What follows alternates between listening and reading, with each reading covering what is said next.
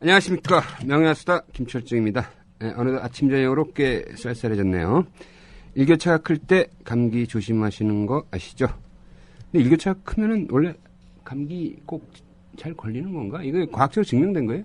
오늘 자, 오늘도 명수다가 정한 명의와 함께 수다를 떨어볼 시간인데요. 자, 오늘의 명의는 한양대병원 신경과 김희진 교수님이십니다. 안녕하세요. 예, 안녕하십니까. 김희진입니다. 아, 예. 예. 최근 명수대에 나오시는 교수님들 외모가 날이 갈수록 업그레이드 되고 있습니다. 이거 대본대로 제가 읽는 거예요, 지금. 좋은 현상이에요. 제작진의 노력이 느껴집니다. 이렇게 쓰신 오늘의 또 패널, 청년의사 이혜선 기자입니다. 안녕하세요. 네, 안녕하세요. 청년의사 이혜선 기자입니다. 이건 매회 이렇게 쓰는 것 같아? 여자만 나옵니다. 저희가 예쁜 교수님만 섭외를 하기 때문에. 네, 칭찬으로 듣겠습니다. 네. 자, 한양대병원 신경과 교수님이신데, 진료 분야가 어떻게 되죠? 제가 힌트를 한번 드리겠습니다. 한번 맞춰보세요. 네. 요런 돌발적인 거 좋아해. 예, 힌트 주세요. 네. 이 질환과 관계가 있는 첫 번째 단계 힌트입니다. 네. 예, 라티너, 네. 스웨덴 실비아 왕비, 영국 마가렛 대처 수상, 가수 현숙. 이게 뭐 공통점이 별로 없어 보이는데. 그다음. 잘 모르시겠어요? 네. 두 번째 힌트 드리겠습니다. 예, 아마 이제 두 번째 힌트에서는 조금 맞추실 수 있지 않을까요? 예. 자, 슈퍼주니어의 이트. 영화 배우 손예진. 탤런트 수혜입니다. 이제 알겠다, 이제. 원래 오늘 제목이 그거잖아. 뭐, 치매네요. 그죠? 치매. 네. 네. 자, 이 힌트 주신 거를 하나씩 설명해 줘요. 난 왜 라틴어가 치매와 연관되는지 모르겠는데. 예, 라틴어에서 치매 단어는 원래 이제 영어 이름이 디멘시아인데요. 멘시아라는 게 의식이나 정신이라는 걸 뜻하고 D라는 게 없어진다라는 뜻입니다. 그래서 정확하게 디멘시아라는 게 정신이 없어지는 병, 의식이 사라지는 병, 이래서 이제 치매고요. 예. 그다음에 스웨덴 실비아 왕비는 실비아 왕비 어머니가 이제 치매셨습니다. 그래서 세계적으로 그러한 치매 관리 시스템을 현재 만들고 진행하고 계시고요. 그다음에 영국의 마가렛 대처, 이 철의 여인으로 굉장히 유명하신 분이신데요. 사망 전부터 혈관성 치매에 시달렸고 몇 달 전에는 치매 상태가 굉장히 심해져서 결국 치매로 사망을 했습니다. 아, 그래요? 네네. 그리고 가수 현숙 씨는 이제 대한치매학회 홍보대사로도 열심히 일해주시고 부모님이 모두 치매로 사망을 하셨습니다. 예, 그리고 뭐 이특 씨는 너무나 유명한 사건이시기 때문에 청취자 여러분들께서도 아마 잘 아실 거고요. 그 영화배우 손예진 씨나 수혜 씨는 모두 다 치매를 다루는 그런 드라마나 영화에서 굉장히 히트도 쳤던 영화인데요. 거기서 이제 치매를 다루는 그러한 연기자로 이제 하셨던 분입니다. 아, 예. 손예진 씨가 나온 영화가 뭐죠? 내 머릿속의 지우개입니다. 이게 이제 치매 환자로 나왔어요? 예, 맞습니다. 예. 정우성 씨랑 이제 부부 역할을 하셨는데요. 젊은 언제 치매. 나왔어? 2004년, 10년 전에. 이걸 모르고 있었네? 예진이가 나왔는데. 수혜는 드라마에서. 네, 천일의 약속. 천일의 약속에서. 예. 근데 실제로 이렇게 젊은 사람 치매가 있어요? 예, 있습니다. 예. 전체 치매 환자 몇 프로 정도? 전체 치매, 이제 대부분의 젊은 치매 환자는 가족형 치매가 많은데 유전적 치매. 전체 환자의 한 10% 정도 되고요. 그 다음에 실제적으로 아주 젊은 나이에 오는 분들은 한 5에서 10% 정도로 생각을 하고 있습니다. 보통 젊은 나이라는 게 몇 살이에요? 40대 이전. 야. 예, 20대부터 시작을 하는 경우도 있습니다. 유전자가 어떠냐에 따라서 달라지고요. 야, 이게 진짜 실제로 있구나. 그러니까 이게 약간 선천적 유전적 변이가 있어서 아주 조기에 발현하는 거예요? 그렇죠. 그래서 부모님들도 물론 이걸로 부모님 중에 누가 이제 이걸로 돌아가셨을 텐데 이걸 전혀 검사를 하지 않고 본인이 어떤 병으로 돌아가셨는지 모르고 이제 지금에 와서야 치매였구나. 유전적인 치매였구나. 이렇게 이제 밝혀지는 경우가 많습니다. 그러니까 이게 보면은 이 신문의 붐 같은 거 보면 이렇게 숙환으로 별세 뭐 이런 그 안에도 분명히 치매도 이런 거 많을 거야. 맞습니다. 예. 예선 씨 조심해야 돼. 뭐 30대도 있다잖아. 약간 증상이 있어 배. 아, 네. 그래서 지금 현대의학에서 제일 그 난치 사망 원인 1위가 숙환이야. 네. 이거 농담한 건데. 대부분 숙환으로 사망하더라고. 암보다 숙환으로 다 돌아가시기 때문에 이 숙환을 정복해야 돼. 현대의학이. 숙환 아니면 다 지병이야. 이게 숙환을 해결하면은 노벨상인데 안타깝네. 자, 그러면 그 부모가 걸려 치매로 돌아가신 분들의 그런 가족력이 있는 거예요? 이렇게 젊은 사람들은 꼭 그렇지는 않은 거죠. 이제 자발적인 유전자 변이가 있는 경우도 있고요. 네. 그다음에 가족력을 이제 여쭤보게 돼 있는데 여쭤보면 한 반수 이상에서는 부모님들도 치매에 비슷한 증상으로 돌아가셨다. 이런 걸 저희가 이제 확인을 할 수 있습니다. 반수 이상에서? 네. 그러니까 젊은 사람인 경우에? 네네. 진짜 말도 안 되게 젊은 사람인 경우에? 네. 자, 치매 얘기를 본격적으로 하기 전에 우리 김희진 교수님을 잠깐 소개하겠습니다.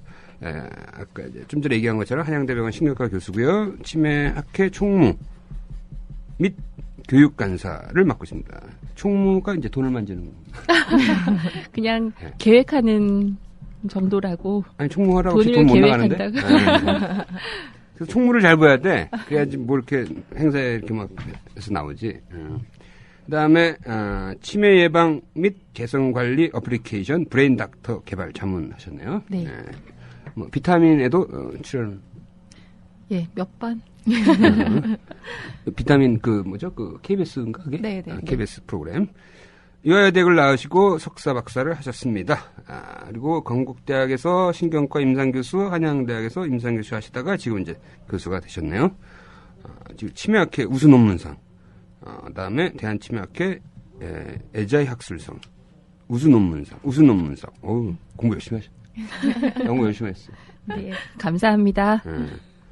그러면 아직 최우수는 못 사셨네. 최우수 없는 2등? 하여튼 뭐 거의 매년 하나씩 상을 타셨네요. 자, 지금 현재 그 고령 사회잖아요. 그러면 이제 이게 어차피 치매라는 게 고령 사회로 갈수록 발생 확률은 높아지는 거죠. 예, 맞습니다. 네. 예. 가장 노년성에 올 수 있는 질환의 가장 위험 요소는 바로 노화입니다. 나이. 예. 그럼 보통 통계학적으로 뭐 60대는 몇 프로, 70대는 몇 프로, 80대는 몇 프로? 지금 현재 68%인가? 예, 그러니까 65세 이상의 노년층에서는 보통 치매 유병률을 7에서 9%로 지금 추상을 하고 있습니다. 네. 근데 그 60대에서부터 70대까지 유병률이 5년마다 2배씩 증가를 하다가 85세 이후가 되면 이제 돌아가실 분들 다 돌아가시고 다시 유병률이 좀 감소를 하는데요.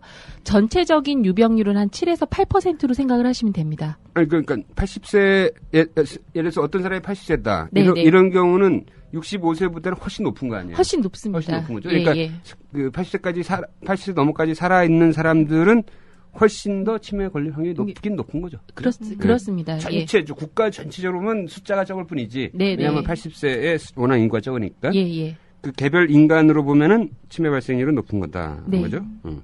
그럼 결국엔 이 인간의 뇌라는 게 거의 100년 이상 못 쓴다는 얘기 아닌가? 실제적으로는 뇌의 노화는 35세부터 시작을 하거든요. 그래요? 예, 계속 뇌세포가 죽고 있다가 50세부터는 매해 10만 개씩, 하루에 10만 개씩 이제 감소를 하는. 뇌세포가? 네. 원래 몇 개 있어요? 한 10조개? 100조개 이상 되는 뇌세포뿐만 아니라 그 시냅스라는 연결 다리들을 저희가 이용해서 정보를 공유를 하는데 이제 신경세포가 거의 35세부터 계속 0.1%씩 감소를 하다가 50세에서 55세 사이에 아주 급격하게 감소를 하게 됩니다.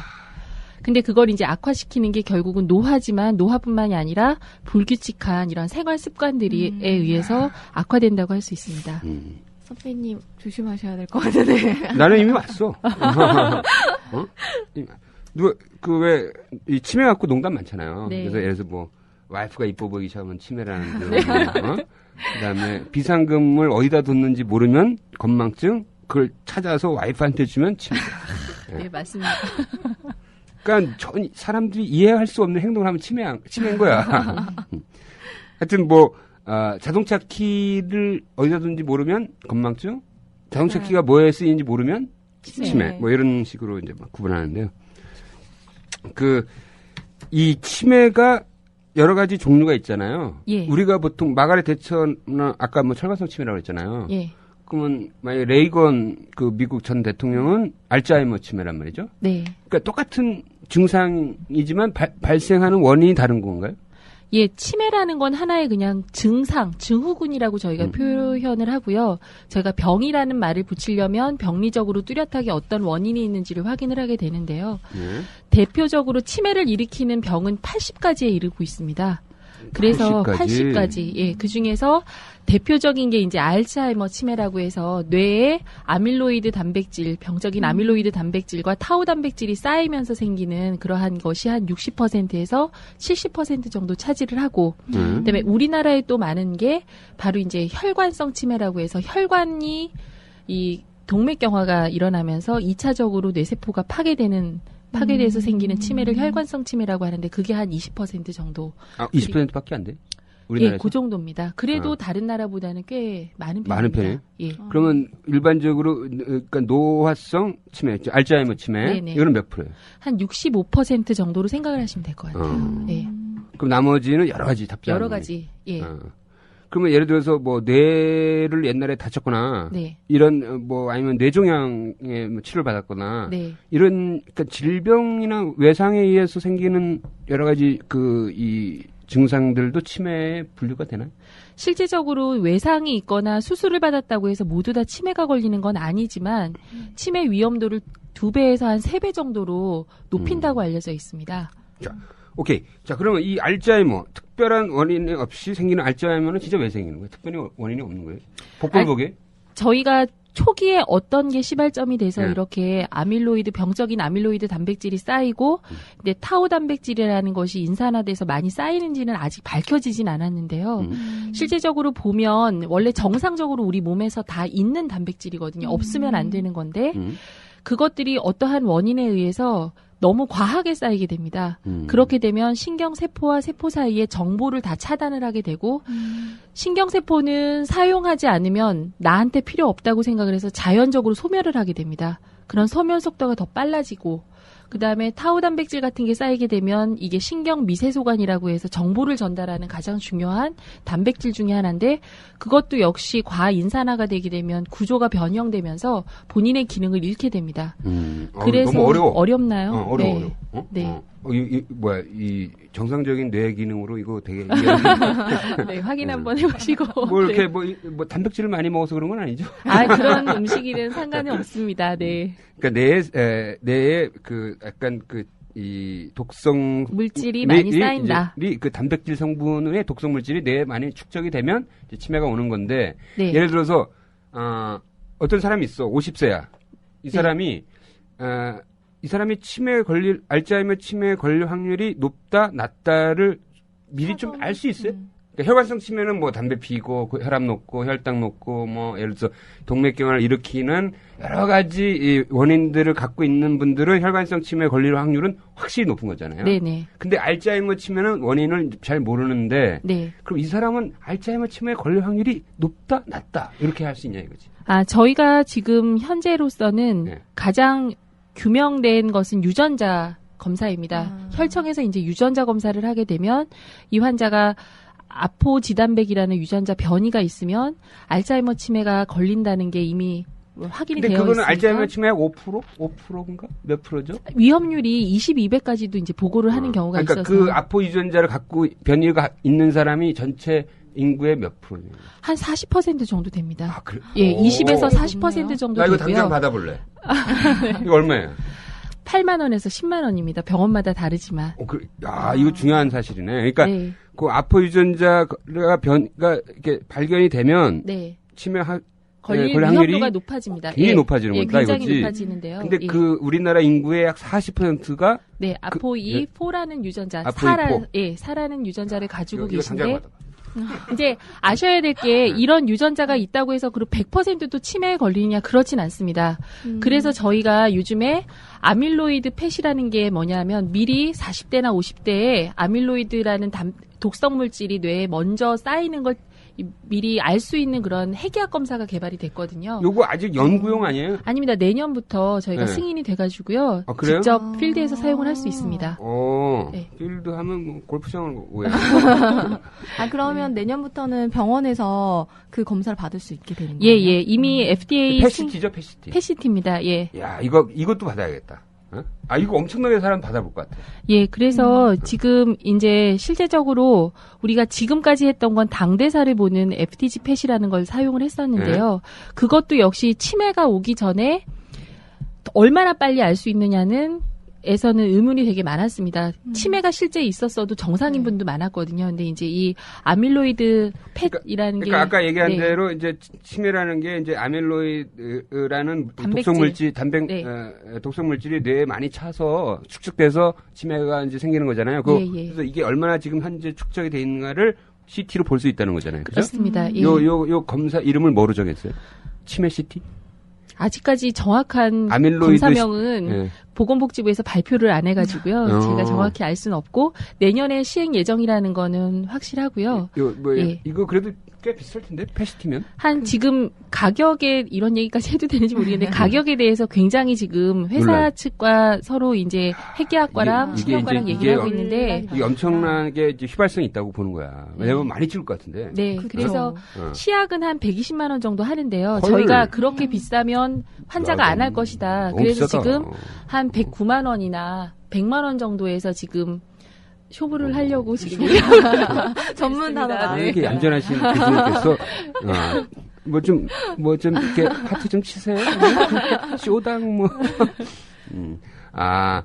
그 약 110만 원 정도 수준에서. 예, 지금 이제 그래야지만 환자나 보호자한테 저희가 그 가격에 대비한 고귀한 정보를 드리는 거기 때문에 고귀한 정보에 대한 그러한 가치 있는 정도의 투자를 생각을 하려면 부담이 좀 없어야 되니까요. 정부에서는 나중에 이제 보험 수가로까지도 생각을 하고 계시는 것 같더라고요. 더 이상 고가일 수도 있는데 하여튼 110만 원 정도에서 말씀하신 대로 이제 쇼부를 본다 이거지. 야, 그러면 일단 내가 만약에 50대나 60대인 사람들이 일단 그 아포이 유전자 검사하고 요 아밀로이드 CT를 두 개를 해보면 아포이 유전자 포지티브면서 아밀로이드 CT의 정상 수준의 그 나이 또래보다 훨씬 더 많이 축적돼 있다면 완전히 경고네. 예, 경고 수준이고요. 물론 아밀로이드가 축적이 돼 있어도 저희가 이제 보통 지금 이게 나온 지 얼마 안 됐기 때문에 5년에서 한 6년 정도 자료밖에 없습니다. 그 정상 이 표준 이렇게 뭐랄까요 비교할 수 있는 그게 숫자가 적은 거네, 그죠? 네, 그렇지만 점점 쌓일 거 아니야. 이제. 예, 5년간 우리가 이 추적 관찰을 해봤더니 33%에서 치매가 왔더라. 이런 보고들이 아밀로이드가 쌓인 사람인 경우에 33%. 어우, 야, 이 아포이가 3분의 1입니다. 아포이가 40%고 이거 계산해봐. 아포이가 40%고 아밀로이드가 33%야. 이 중간에 걸릴 확률은 약 15% 나올 것 같은데. 그래서 기본적으로는 물론 이 두 개 다 걸릴 확률이 15%. 이런 유전자나 아니면 이러한 영상 자료가 있다고 해서 100% 이분들이 치매가 걸리는 건 아닙니다. 왜냐하면 물론 그렇지만 치매라는 건 너무나 다요인에 의해서 일어나기 때문에 그것만 가지고는 저희가 치매가 있다 없다 이렇게 말씀드리긴 어렵지만 그래도 한번 내가 깜빡깜빡하고 그다음에 우리 부모님이 약간 치매가 있었다. 그렇다면 한번 미리 이런 검사를 받아보시고 그럼 건강관리를 해야겠다는 이러한 이 정보는 미리 습득을 하실 수 있을 것 같습니다. 이거 굉장히 중요한 정보예요. 아니 미리 우리가 예측을 해서 대비를 하는 게 어차피 되게 중요하잖아요. 그러니까 예를 들어서 할머니나 무슨 할아버지가 치매로 돌아가셨고 우리 집안에 이제 그런 분이 하나 있으신 거 아니에요? 예를 들면. 그다음에 내가 아포이 유전자 했더니 양성이야. 그다음에 아밀로이드 CT 치매 CT 찍었더니 좀 그 나이 또래보다 좀 많아. 그건 완전히 이제 사이렌 울린 거지. 비상등 울린 거야. 그걸 해서 미리 대비를 한다면 그 치매의 위험성을 좀 피해갈 수 있는 거잖아요. 늦추거나 피해가거나. 그렇죠. 예. 이거는 이제 현재로서는 비급여에 아니면 치매로 진단된 사람한테는 그 건강보험을 적용해 줄 거예요. 그 현재로서 모두 비급여로 지금 책정을 하고 있습니다. 비급여라는 건 이제 자기 주머니에서 다 돈을 다 내야 된다는 뜻이죠. 맞습니다. 그죠? 그러니까 아직까지는 이제 이게 어떻게 될지. 이건 앞으로 이제 건강검진에도 많이 들어올 것 같은데, 요 항목이? 예, 건강검진에서 선택 항목이 됐다가 좀 더 증거가 쌓이면 필수 항목으로 바뀌지 않을까 그렇게 생각을 합니다. 필수 항목이 돼야 될 것 같은데요. 네. 아니, 너무 비싸잖아. 그러니까 이제 정부가. 이거는 정부가 부담하기에는 너무 비싸고, 일반 우리가 이제 자기 돈 내고 하는 건강검진 있잖아. 네네.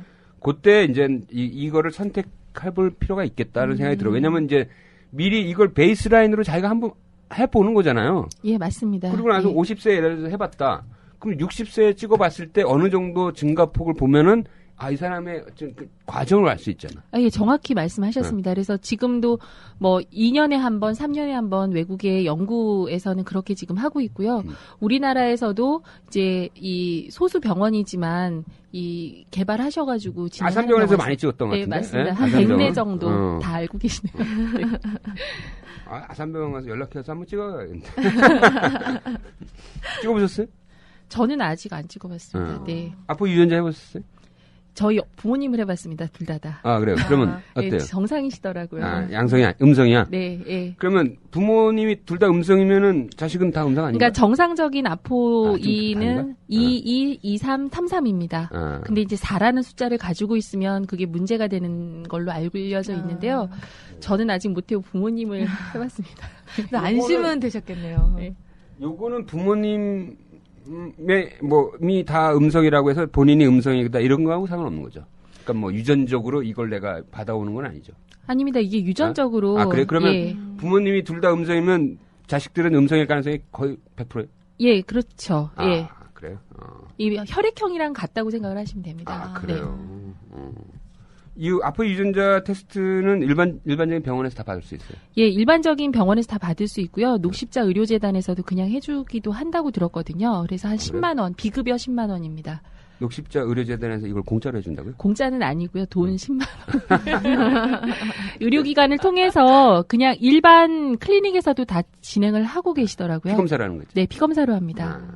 요 아까 아멜로이드 치매 CT는 이제 내년부터 네. 이제 상용화된다 이거죠? 네.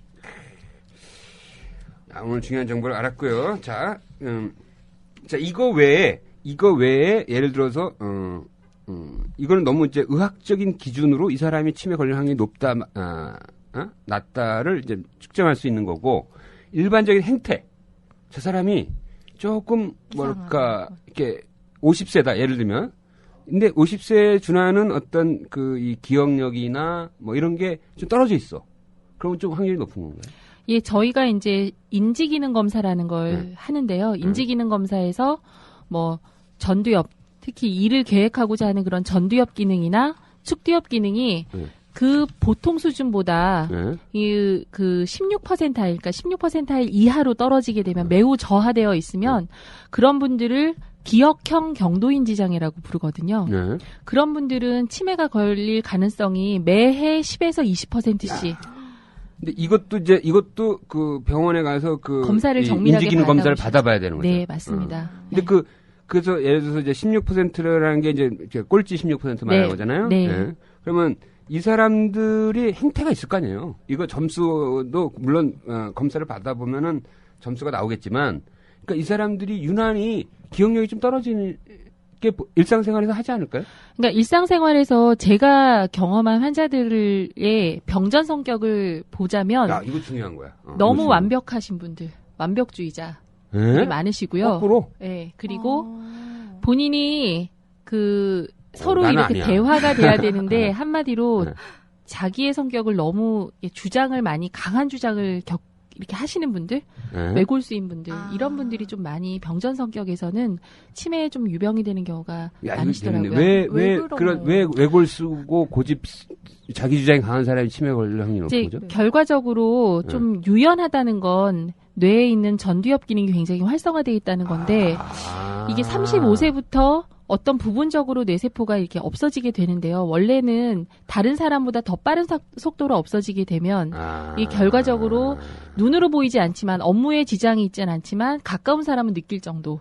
되기 때문에 그런 분들이 좀 더 그러시는 것 같고. 야, 이 고집 이렇게 세고 막 자기 주장 강한 사람한테 꼭 얘기해줘야 돼, 이런 거. 당신 치매 확률이 높아. 예, 그리고 대화하시다 보면 이렇게 벽창호 같은 분들이 있으실 거예요. 말 정말 안 통하고 대화가 안 통하는 그런 분들을 보면. 고문관 뭐 이런 거. 그런 분들이 또 보시면 나중에 돼서 좀 이른 나이에 조발성 치매가 오는 경우도 꽤 있으십니다. 그러면 이런 상상이 가능한가요? 그러니까 인간의 뇌는 굉장히 네트워크잖아요. 네, 맞습니다. 네트워크인데 어떤 자기가 유연하게 생각하고 개방적이고 뭐 이렇게 다양성을 다 수용하고 이런 생각들을 많이 하는 그 자체가 이 전두엽에서의 그 네트워크가 좀 더 활성화되기 때문에 네. 그러니까 생각이 뇌의 네트워크를 바꾸냐 이거지. 맞습니다. 바꿔요. 예, 그게 뇌의 가소성이라고 하는데요. 실제적으로 우리가 신경세포는 35세부터 계속 사멸을 하고 있어도 신경세포와 세포 사이에 그 연접 다리들을 저희가 아까 시냅스라고 제가 말씀드린다고 그 시냅스라는 거는 나이가 들어서도 계속 훈련을 하고 하면 계속 생겨납니다. 그러니까 이게 사람이 참 유연하고 다양성을 수용하면서 살면 그 신경망이 굉장히 이렇게 막 확장이 되는구나. 예, 맞습니다. 야, 중요하다. 이거. 가소성이라는 게 이제 플라스티시죠, 플라스티시. 예, 변할 수 있다. 그러니까 변할 수 있다. 예, 그래서 신경세포가 이 성인이 신경세포 재생이 안 되는 게 아니고요. 어떤 일정한 부분에선 또 신경세포가 계속 생기기도 합니다. 어린아이처럼. 그런 것들을 저희가 계속 자극을 시켜주고, 그 다음에 이 뇌는 아까 전에도 안 쓰면 필요 없다고 생각해서 그냥 사멸을 합니다. 왜냐하면 굉장히 에너지를 많이 필요로 하는 기관이기 때문에 에너지를 이렇게 효율적으로 쓰려고 노력을 하는 기관 중에 하나거든요. 그래서 노력을 계속하고 그다음에 창의적인 생각을 하면 이러한 엄청난 네트워크는 계속 생성이 돼서 예를 들어서 뇌졸중 환자가 한쪽 팔다리를 못 썼는데 5년이 지나면 그분이 멀쩡하게 걸어다니는 이유는 결국 뇌 가소성 때문이다. 원래 1차 역할을 했던 그 부분은 없어졌지만 다른 부분에서 그쪽의 기능을 도와주는 그런 역할을 하게 됩니다.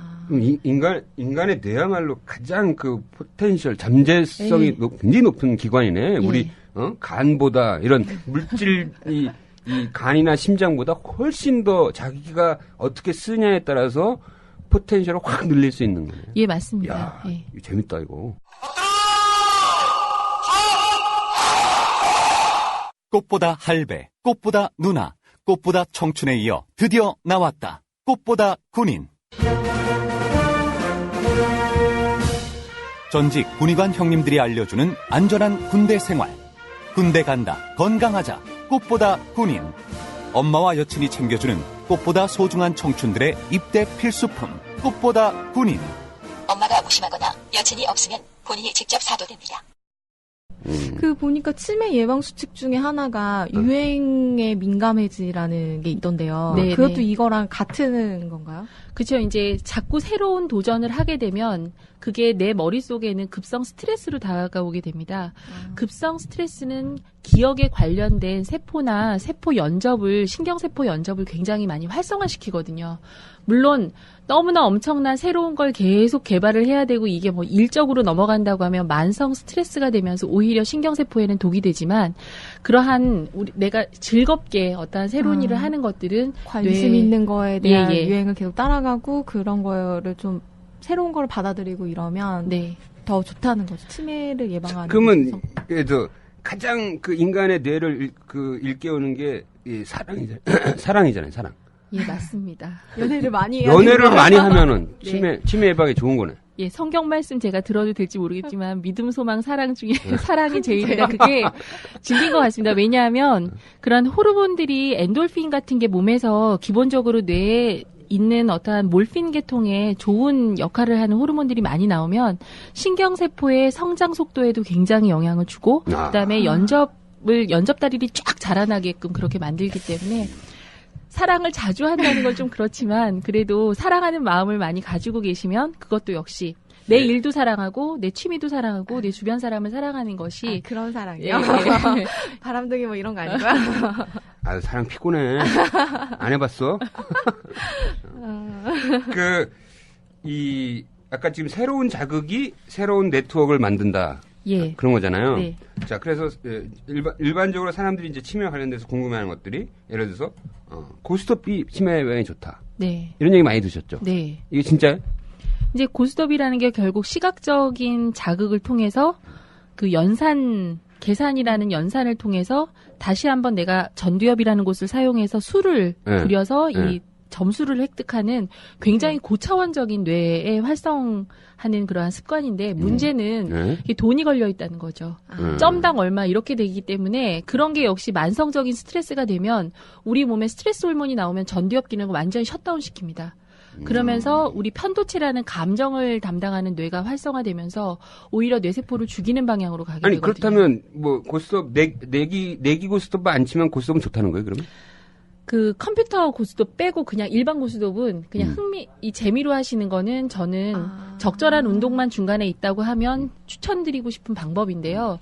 내기 고스톱이 되거나 아니면 화면을 통해서 하시는 그런 인터넷 고스톱 그런 것들은 오히려 뇌에 굉장히 강한 자극을 주기 때문에 좋지 않은 것 같습니다. 그 예를 들어서 이제 우리 엄마는 고스톱 잘 치시는데 치매가 일리가 없어요 이렇게 하시는 분도 있을 거 아니에요. 근데 이제 고스톱을 잘 치시는 분들은 이게 의미적 기억을 이용하시는 거거든요. 너무 오랫동안 사용해서 이게 전두엽을 이용하는 게 아니라 마치 습관처럼 이빨 닦거나 세수하시는 그러한 습관처럼 하는 거기 때문에 고스톱만 잘 친다고 해서 이분이 치매가 아니다 이렇게 얘기할 수는 없습니다. 그렇죠. 고스톱의 달인이 되면 안 되겠네요. 고스톱의 달인. 그러니까 내 생각이 맞는지 한번 틀린지 한번 얘기해 보세요. 그러니까 예를 들어서 이제 그 새로운 자극이 아니면 이거는 치매 예방에 도움이 안 되는 거야. 그러니까 습관적인 행동이 돼버리면 예를 들어서 똥 나오면 똥 치고 풍 나오면 풍 치잖아. 이거는 머리를 쓴 게 아니잖아. 그냥 습관적인 행동이잖아. 네. 그러니까 그래서 고스톱을 열심히 친다고 해서 치매 예방에 도움이 되지 않는다. 예를 들면 고스톱을 배울 때는 도움이 되겠지.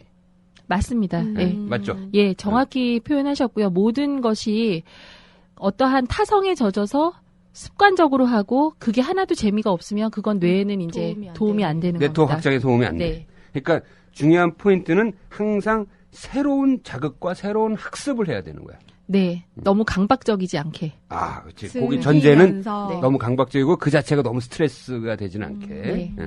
그래서 누가 그러더라고. 외국어를 배우라는 거야. 예. 네. 외국어는 항상 새로운 학습이라는 거지. 네. 네? 너무 강박적이지 않게. 네. 그래서 외국어 저는 영어 책을 읽습니다. 네. 원서 읽으세요? 예, 원서 옛날에 저희 성문 종합 영어에 버트런드 러셀이 1장에 나오잖아요. 뭐라고 나와요? 그 1장에 해피니스라고 해서 했던 문장이 성문 종합 영어에 저희 나왔었는데 그때는 러셀 책이 너무 어렵고 내용이 너무 어려워서 참 그분의 뜻을 몰랐는데 요새는 러셀 책을 이렇게 사가지고 저 모르지만 영어를 잘 못하지만 이게 계속 한 장씩 이렇게 읽는 겁니다. 쭉. 뭐라고 읽는? 그냥 그분의 지금 읽어보니까 너무나 유머러스하게 그걸 쓰셨더라고요. 그 옛날 책인데도. 예를 들면. 남녀의 성에 대해서 하는 내용이 있는데요. 그것도 아주 제가 정확히 표현은 못하지만 그러한 남자가 성을 바라보는 것과 여자가 성을 바라보는 것에 대한 그러한 것들이 차이에 대한 게 1930년대 책인데도 지금이랑 너무 똑같은 거예요. 그런 거 보면서 야 진짜 그리고 영어도 너무 맛깔스럽게 쓰셔가지고 저희가 언어로는 그렇게 랭귀지를 영어로 막 이렇게 대화를 하진 못하지만 우리가 리튼 잉글리시를 배웠기 때문에 그걸 쭉 읽으면 그게 하나 예전에 이게 의사를 하다 보면 저희도 영어 쓸 일이 별로 없거든요. 한글만 잘하면 되는데 그런 것들이 없이 그렇게 영어 책을 읽으면 그런 것들이 많이 이제 저는 도움이 되는 것 같더라고요. Anyway, 하여튼 나 영어 나오네. 그럼 저도 질문이 하나 있는데요, 교수님.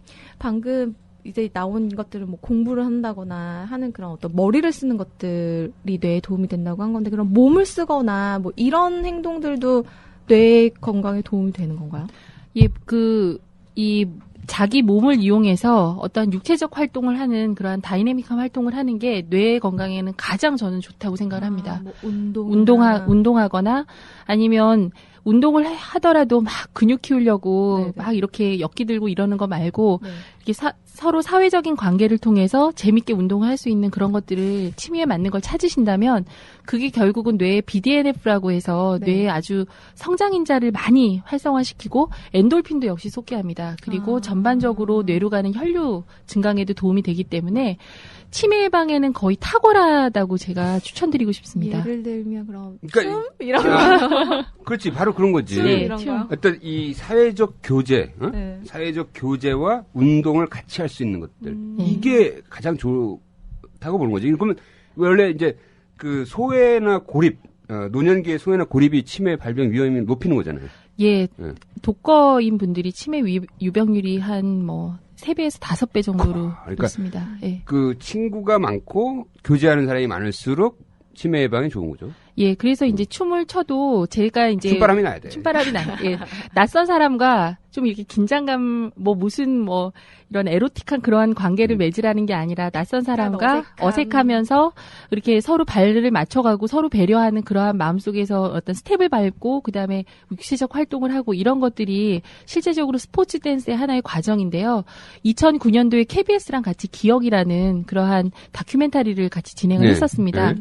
그때 치매 환자를 상대로 해서 제가 대상으로 해서 네, 네, 네. 같이 저도 일원이 돼서 같이 춤을 추고 배웠었는데요. 아, 예.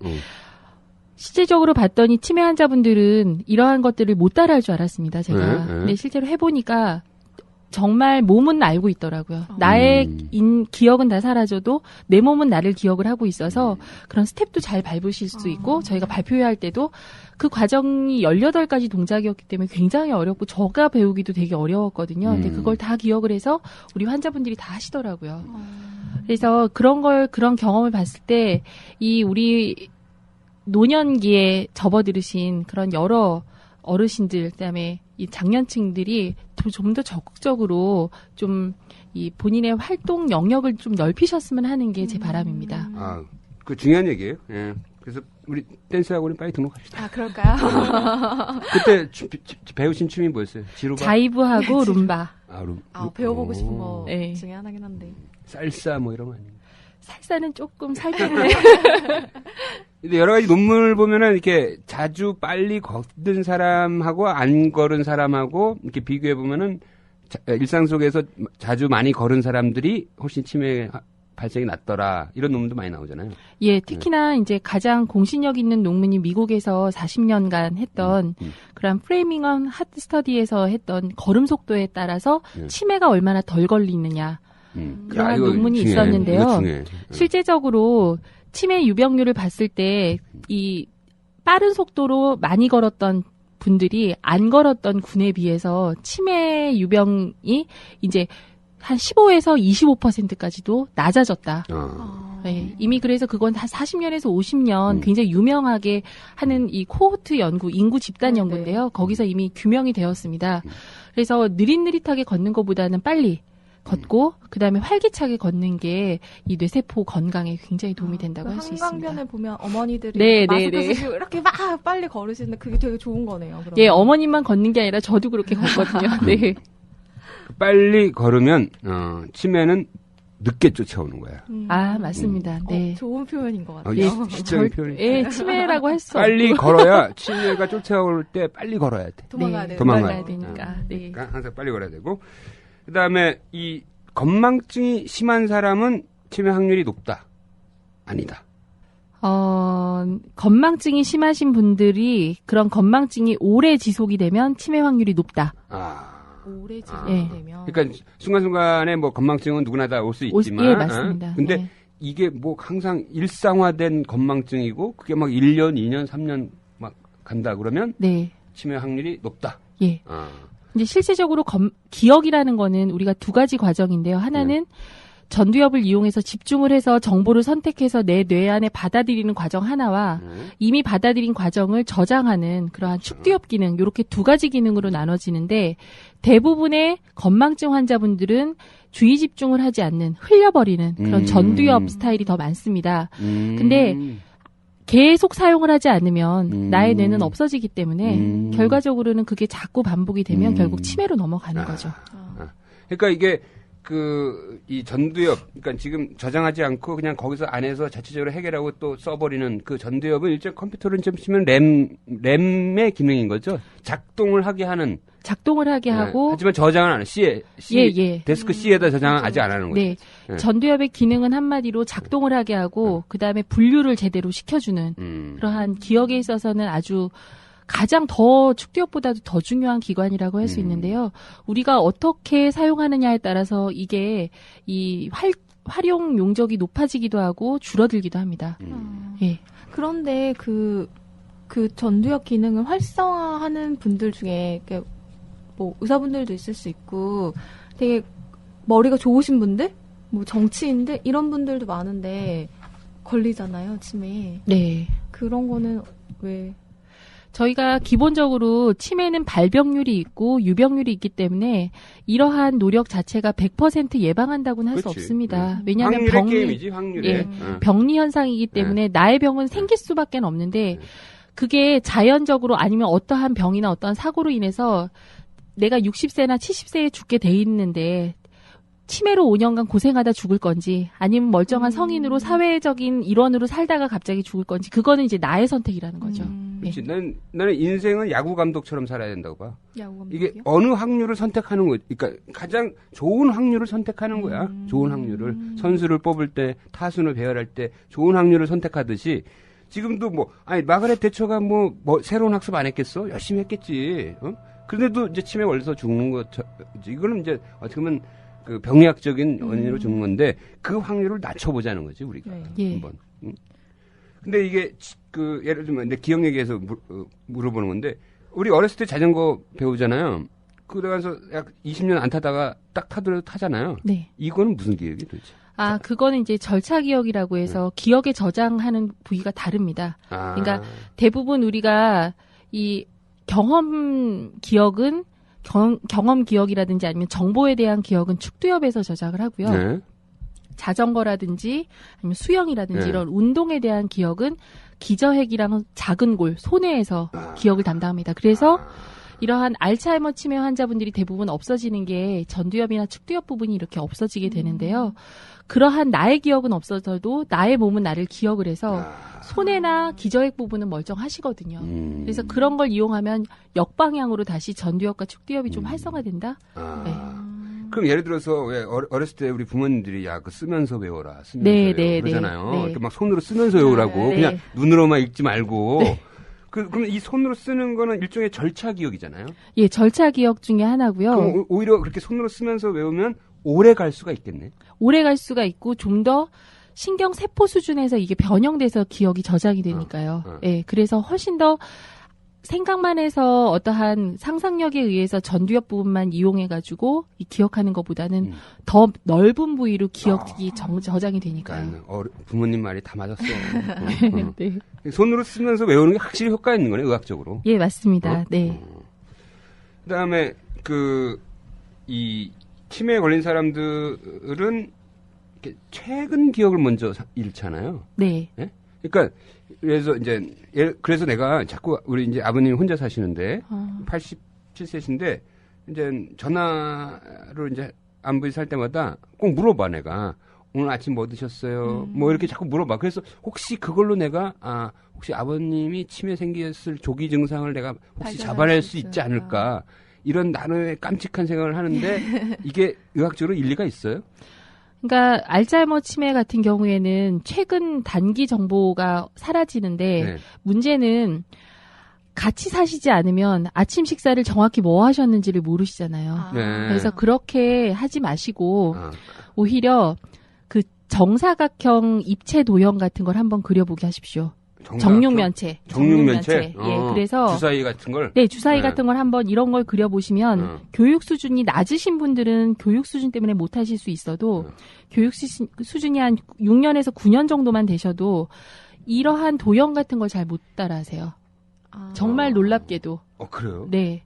그리고 한번 이렇게 물어보세요. 그러니까 이게 이제 굉장히 그 고학력의 사람이라도 이 정사각형을 못 따라하십니다. 못 그리면은 좀 위험한 거야. 네, 위험한. 왜냐하면 징조.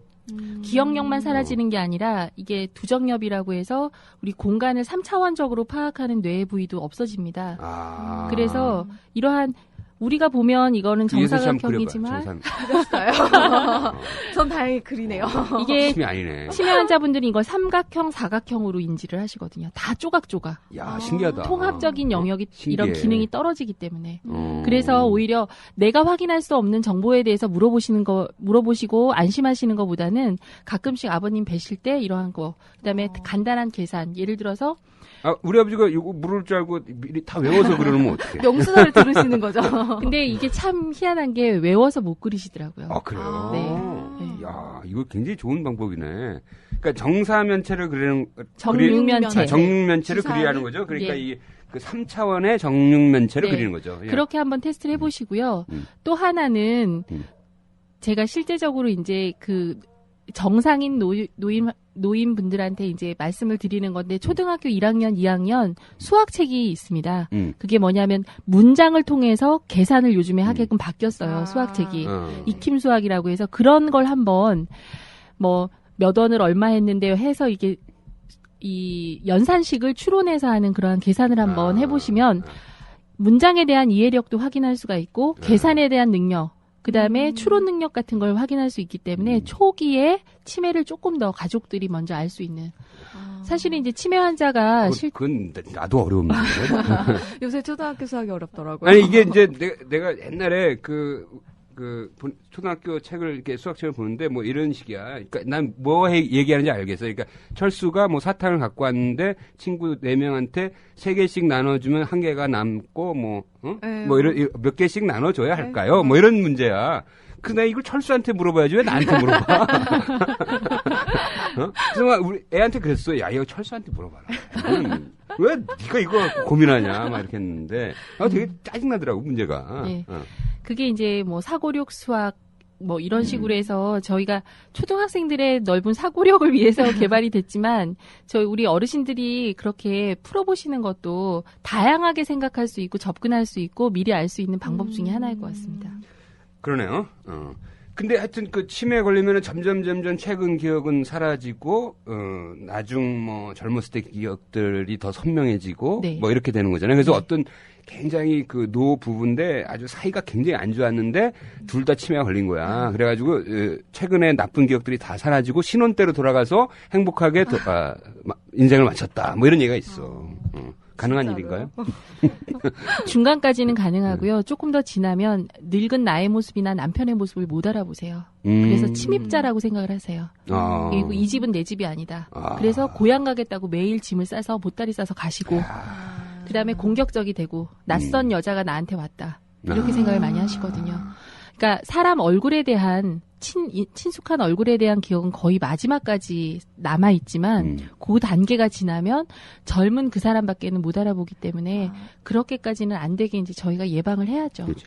그래서 이렇게 특히 이제 치매 어머니가 나중에 이제 막 증상이 심해져서 며느리는 못 알아보고 며느리한테 공격적이라는데 아들도 못 알아보는데도 아들한테는 굉장히 친절하다는 거야.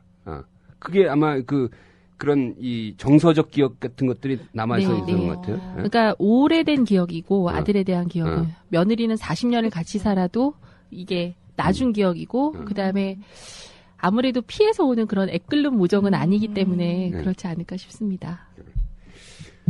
자, 그러면 오늘 정말 얘기 흥미진진한데 자, 일단 뭐 여러 가지 좀 분위기상 인지 기능 검사 해보고 뭐 해서 일단 초기 치매야.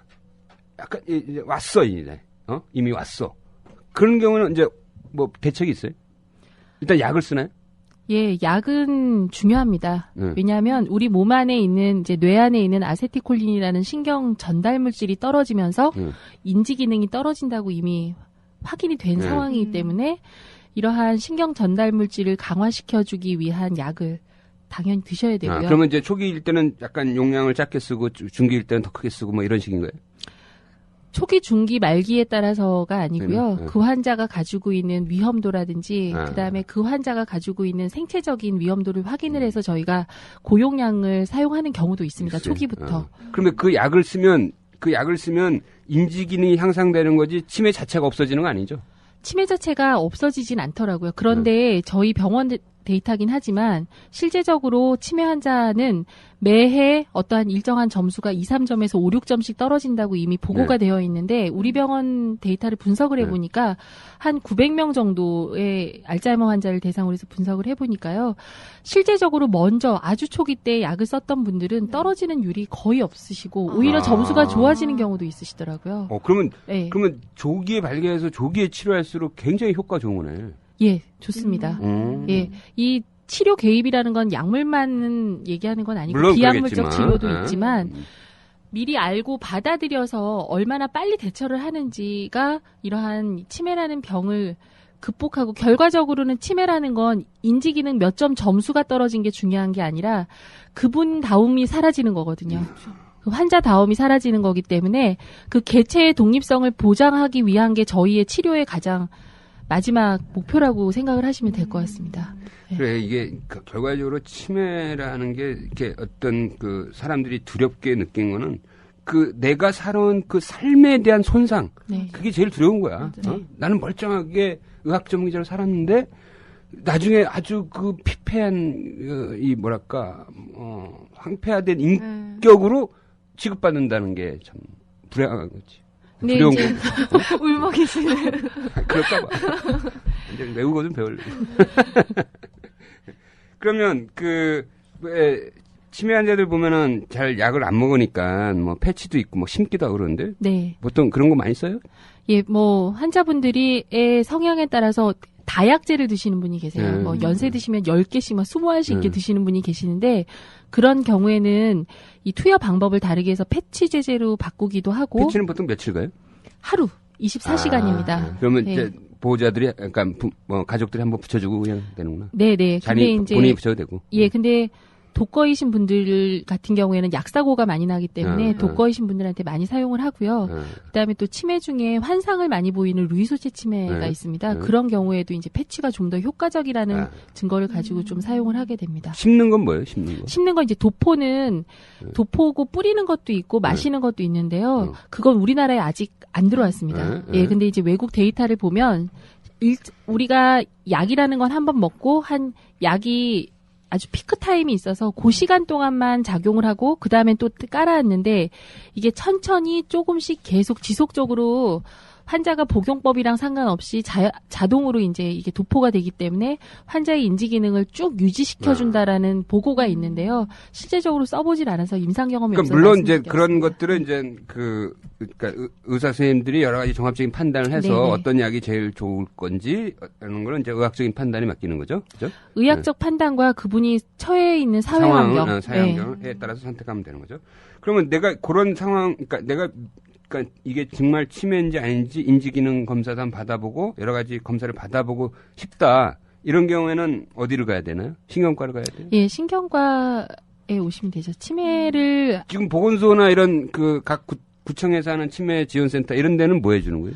치매 지원센터에서도 저희가 이러한 생물학적인 위험도는 평가를 하지를 못하더라도 이 전문의가 직접 가가지고요. 실제로 진료를 하고 인지기능 평가까지는 다 하고 있습니다. 그럼 거기서 일단은 스크린이 되겠네. 예. 고위험군이 이제 나오겠네. 네네. 예? 그럼 그 고위험군 데려다가 이제 피검사도 해보고 CT도 찍어보고 이렇게 이제 그 다음 단계로 넘어가겠네. 예, 맞습니다. 그냥 검사를 받아보고 싶은 사람이면 누구나 가서 받을 수 있는 건가요? 아니면 뭐 연령 제한이 있는 건가요? 60세 이후부터 가능하시고요. 그 다음에 조기 연령도 요새는 다 해드리고 있습니다.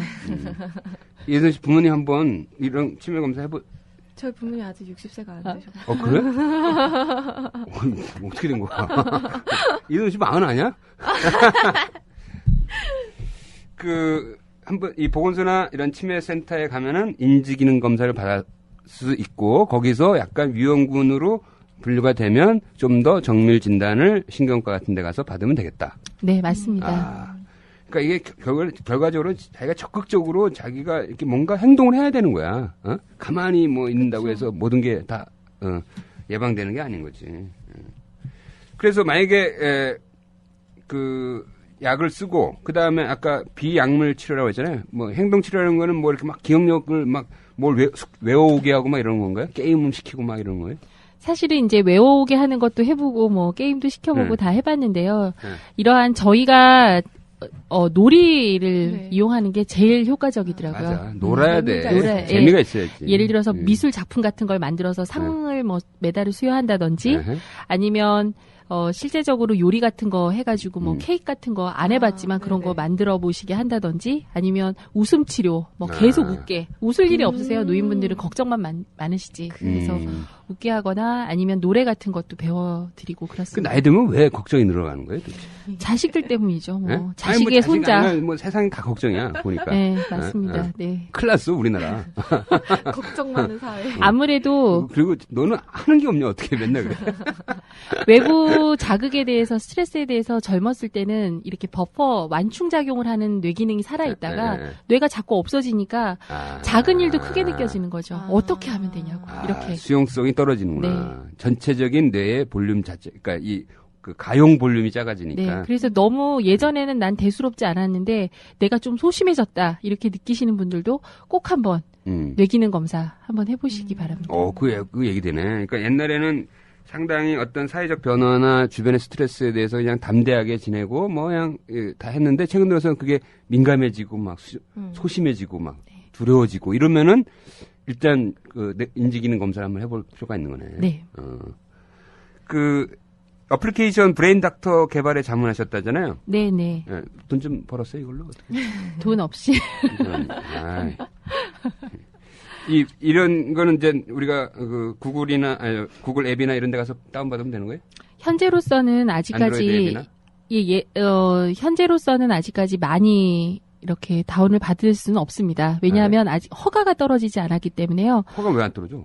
저희가 이거를 개발할 때는 처음에는 그냥 학습 효과를 이용한 2차 학습 교재 정도로 개발을 했다가 이게 약간 더 욕심을 내서 치료용과 예방용으로 해서 지금 신의료기술평가단에 지금 평가를 받으려고 준비를 하는 중입니다. 아니 그러면 예를 들어서 그런 그 일반적으로 아무나 쓸 수 있는 학습용으로 하고 그런 버전도 있고 네. 좀 치료 버전도 있고 해서 네네. 좀 분리해 놓으면 되잖아요. 네, 그렇게 하면 좋은데요. 아직까지는 이제 저희가 개발 단계에 있고 좀 더 그러한 결과 증거가 좀 있어야 되기 때문에 지금까지는 이제 자유롭게 다운을 받아서 사용하실 수는 없는 그런 단계입니다. 그 보면은 왜 왜 치매 예방에 좋다는 게임들 보면은 왜 우리 옛날에 기억나? 그 왜 이렇게 막 이게 무슨 카드가 약 20장이 거꾸로 뒤집혀 있어. 그래서 이게 까잖아. 그래서 같은 번호 찾는 거 있지 왜? 순간 기억해서 이 카드를 까보고 이제 5번이단 말이야. 이렇게 까다가 스페이드 5가 여기 또 있으면 이 두 개를 찾아내는 거죠. 없애는. 그런 게임들이 좀 있더라고요. 네네. 근데 그런 약간 어떻게 보면 이제 기억력 훈련 같은 거잖아요. 이런 것들도 확실히 도움이 되는 거죠. 그렇죠. 이 브레인 닥터 내에서도 그러한 이 종류가 들어가 있는데요. 위치 기억이죠. 위치와 시각 기억. 그래서 아까 전에도 그렇게 얘기하니까 굉장히 의학 근사해 보이는데 위치 기억하고 시각 기억을 테스트하는 거구나. 예. 테스트하면서 훈련할 수 있고 순간 집중력을 굉장히 높일 수가 있거든요. 예.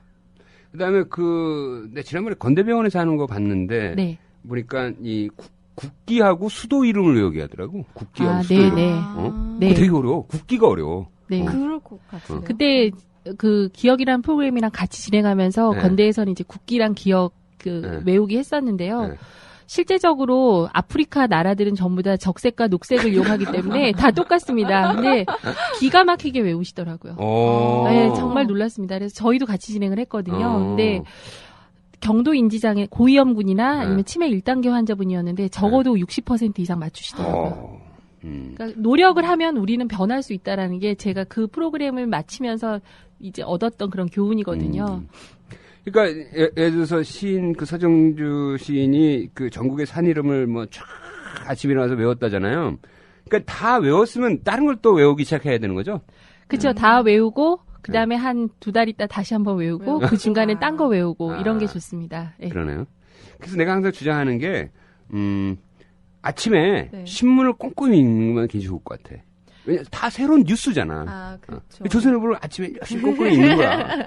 예, 제가 어르신들한테 말씀드리는 게 조선일보면 더 좋고 이렇게 센스 있으시네. 홍보를 센스 있으시죠. 동아일보도 좋고 읽어서 소리내서 읽으라고 말씀을 드리고요. 소리내서. 그다음에 특히나 사설 같은 부분, 기사 같은 부분을 한번 읽고 자기만의 언어로 재정리를 하라고 말씀을 드리거든요. 쓰라고. 그러면 굉장히 잘 해갖고 오세요. 노트 정리 다 해갖고 오십니다. 그래요? 예.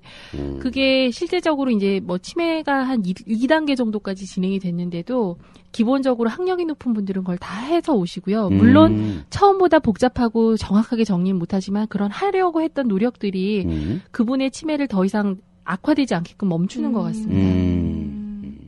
신문은 절대 끊지 마시라고 제가 말씀을 드립니다. 우리 조선 홍보대사로 모셔야겠어. 금요일엔 청년 의사를 위한 거죠.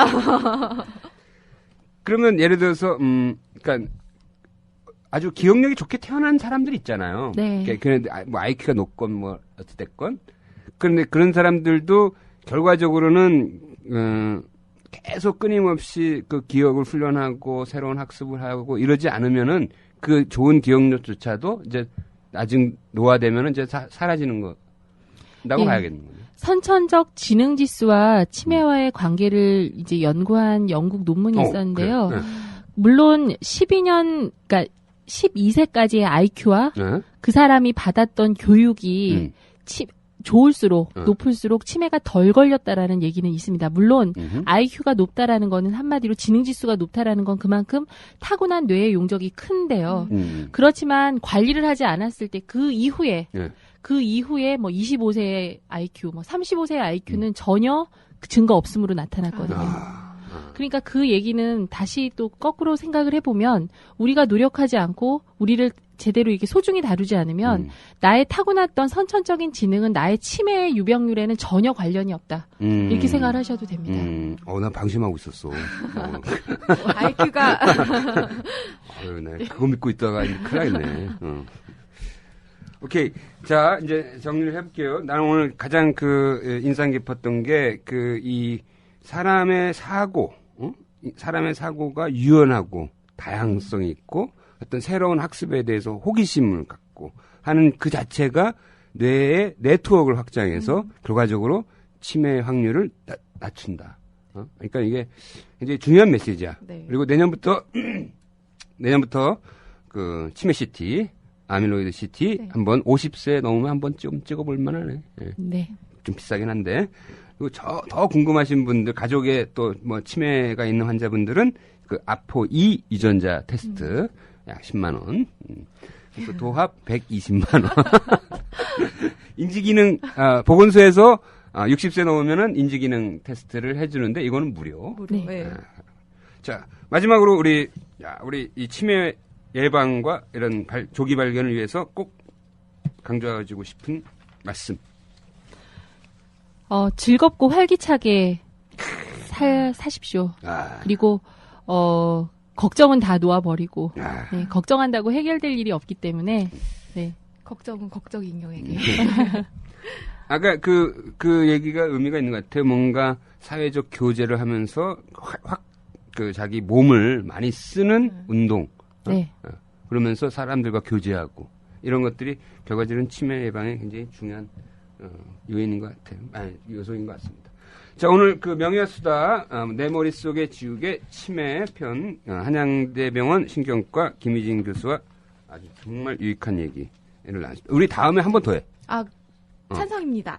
아니 이게 정말 앞으로 이게 머리를 쓰고 이런 생활할 일이 너무나 많은 거야. 네, 이거 굉장히 맞아요. 중요한 메시지야. 그래서 다음에 약 2달 있다가 오늘 너무 감사합니다. 네, 감사합니다. 네.